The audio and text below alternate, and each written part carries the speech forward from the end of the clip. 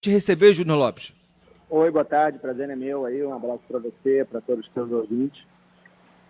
Nós viemos trabalhando desde o dia 21 de novembro, estamos aí com cerca de 50 dias de trabalho e fomos montando aos poucos, né? Os atletas foram chegando durante esse período. Tivemos uma ida para Vassouras por 15 dias, né? Do dia 6 de dezembro ao dia 22 de dezembro. E agora a equipe está praticamente pronta, né? Faltando uma semana aí para começar a competição, começa na próxima quarta-feira. E estamos prontos aí para encarar. Sabemos que vai ser uma competição muito difícil, uma competição de 5 partidas só, né? Nessa primeira fase, são 6 equipes. E procuramos nos preparar bastante para isso, né? A questão emocional também, né? A questão de tentar chegar o mais pronto possível na competição, já que é uma competição muito curta, né? Então, foi isso que nós procuramos fazer no desenvolvimento do trabalho, né? Eu acredito que a gente tenha alcançado um estágio bacana e a esperança é de fazer um bom campeonato.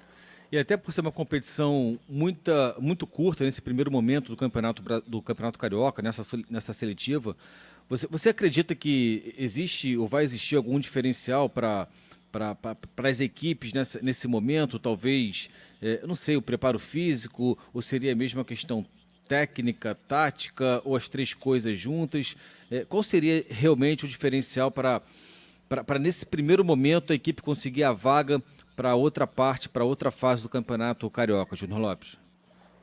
Eu acredito que vai ser uma competição muito equilibrada, né? Temos aí a nossa equipe, temos o Nova Iguaçu também, que vem de uma preparação muito boa, pelo que nós estamos acompanhando, bom sucesso, Tigres, a Portuguesa. Eu acho que vai ser uma competição muito equilibrada, as 6 equipes têm condições de classificação. Vão ser só 2 equipes classificadas para a segunda fase, né? E a gente procurou trabalhar todos esses aspectos, né, que você falou, a parte técnica, a parte física, a parte emocional, né? E nós procuramos desenvolver o trabalho direcionado para tentar chegar pronto na competição, né? Porque normalmente quando você tem uma competição mais extensa, uma competição mais longa, né, você tem a possibilidade ali dos 2, 3 primeiros jogos, você tentar se encaixar na competição, né? Mas essa competição não te oferece isso, né? É muito curto, são 5 jogos só.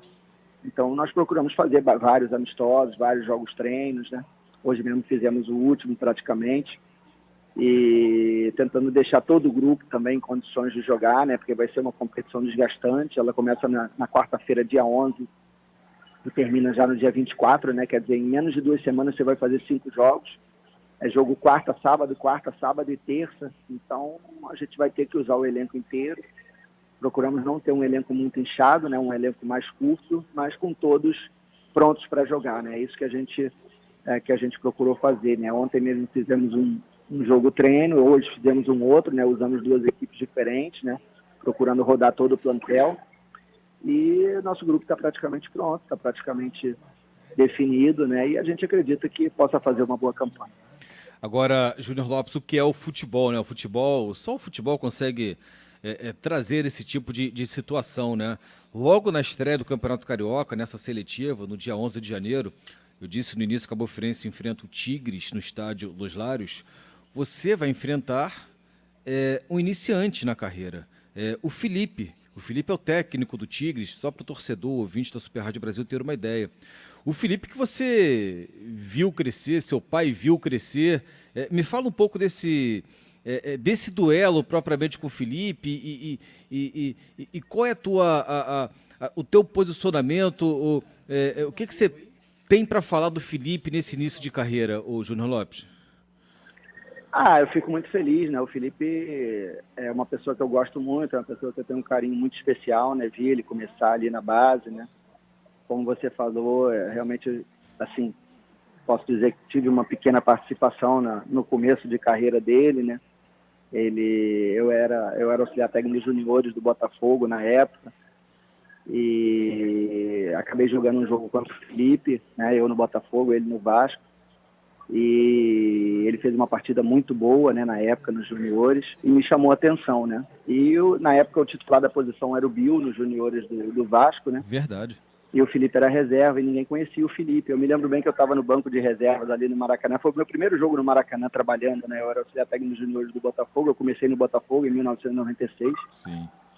E aí eu me lembro que eu perguntei o pessoal do banco e tal, pô, quase ninguém conhecia, tinha um rapaz só, um atacante, eu me lembro de nome Rivaldo, que era nosso reserva nos juniores, que falou, não, esse aí não é o Bill não, esse aí é o Felipe, pô, é lá da minha área de Higienópolis e tal, e eu guardei aquele nome, né, ele fez uma partida brilhante naquele dia, e aí isso foi em maio de 96, e eu me lembro que eu era solteiro ainda, morava com meu pai ainda, né? E aí eu me lembro que à noite, meu pai era treinador do Cerro Porteño na época, à noite eu falando com ele pelo telefone, né?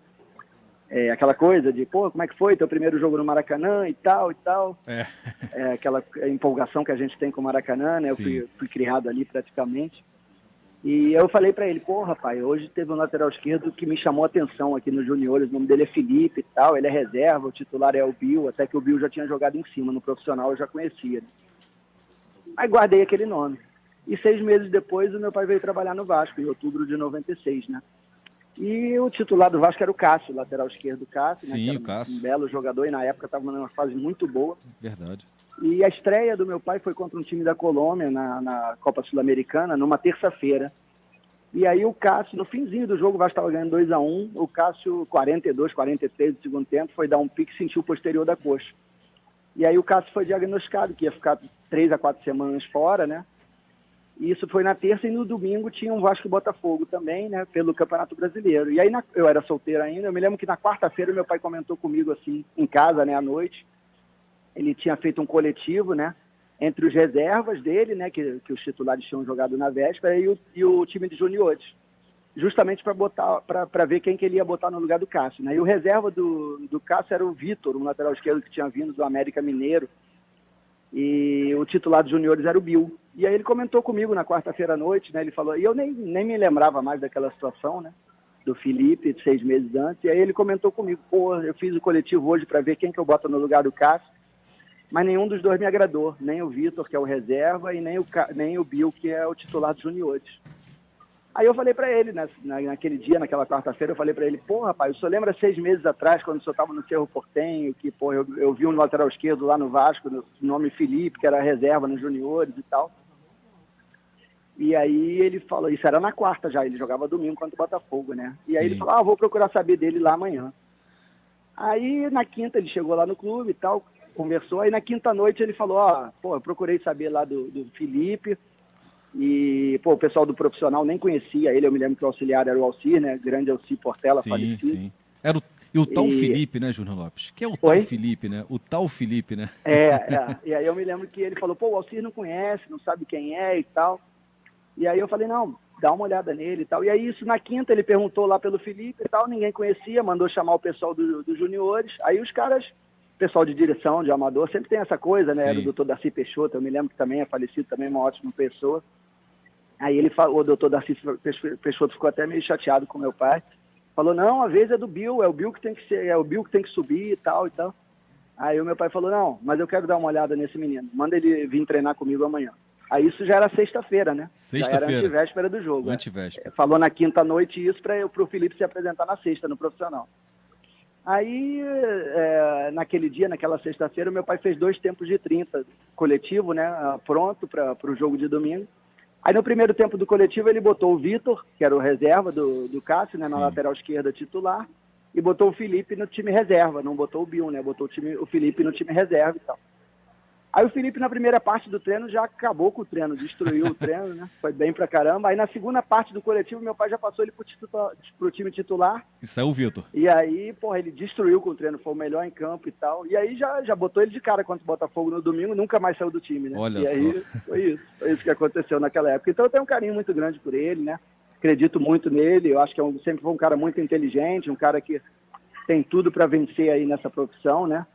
E a gente joga aí nesse dia 11, né? Eu espero que a partir do dia 12 de janeiro ele tenha muita sorte. No dia 11, não. Tenha muito sucesso, né? Isso. É bem curioso, muito legal mesmo, muito curioso e uma história cheia de ingredientes, né?